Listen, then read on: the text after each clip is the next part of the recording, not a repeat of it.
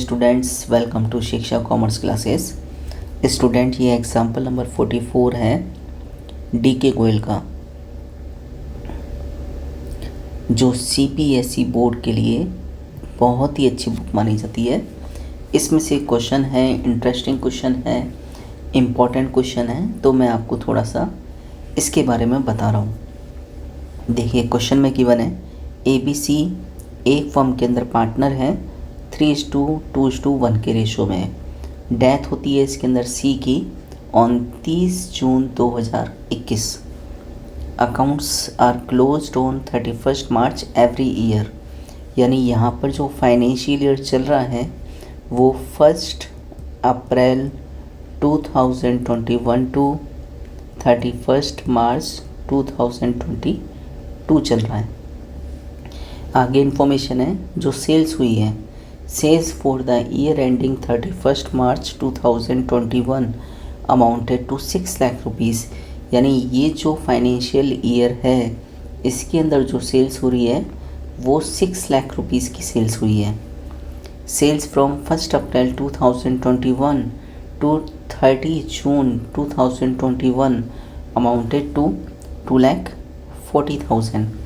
यानी जब financial year की स्टार्टिंग हुई तब से जब डेथ हो गई सी की तब तक के लिए, यानी जब डेथ हो गई सी की तब तक के लिए जो सेल्स हैं वो सेल्स है 2,40,000 rupees. The profit for the year ending 31 March 2021 amounted to ₹30,000।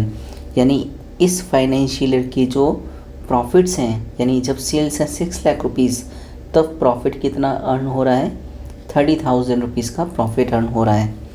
Calculate the diseased partners share in the current years profit. और हमें पता लगाना है कि जिस पार्टनर की डेथ हो गई है उस पार्टनर की करंट ईयर की जो सेल्स हैं उसके अंदर प्रॉफिट कितना होना चाहिए। तो बहुत ही सिंपल क्वेश्चन है। देखिए, सबसे पहले हम देखेंगे इसके अंदर कि जो फाइनेंशियल ईयर है 1 अप्रैल 2021 से 31 मार्च 2022 की सेल्स क्या थी। इसकी सेल्स थी 6 लाख रुपीज़ और इसी सेल्स के अंदर जो प्रॉफिट था वो प्रॉफिट था 30,000 रुपीज़। तो हम इसको इस तरह से लिख सकते हैं, इफ़ सेल्स 6 लाख रुपीज़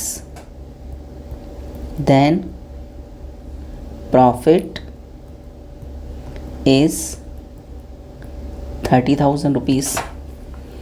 इसको हम एक बार 1 रुपीज़ से और सॉल्व कर लेते हैं। यानी अगर सेल्स 1 रुपीज़ होती तो प्रॉफिट हो जाता 30,000 डिवाइड बाई, हमेशा इसका डिवाइड चला जाता है 30,000।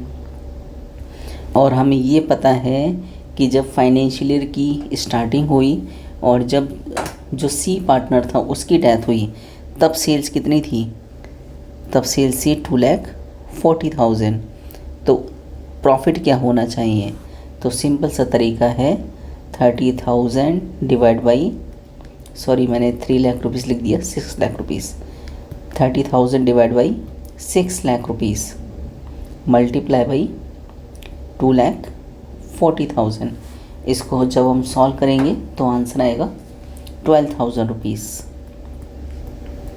यानी प्रॉफिट था 12,000 रुपीज़। लेकिन ध्यान देने वाली बात यह है कि यहाँ पर जो 12,000 का प्रॉफिट हम कैलकुलेट कर पाए हैं, ये प्रॉफिट तो तीनों का है, ए का भी है, बी का भी है और सी का भी है, यानी फर्म का प्रॉफिट है। तो हमें देखना पड़ेगा फर्म के अंदर सी का हिस्सा क्या है।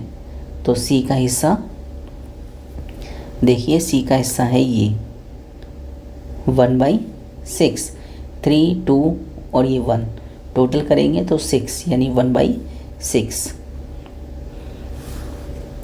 सो the share of C's profit equal to 12,000 multiply by 1/6 और जब इसको सॉल्व करेंगे 2000 रुपीज़, तो ये आंसर हो गया 2000 रुपीज़। आई होप आपको ये समझ में आया होगा।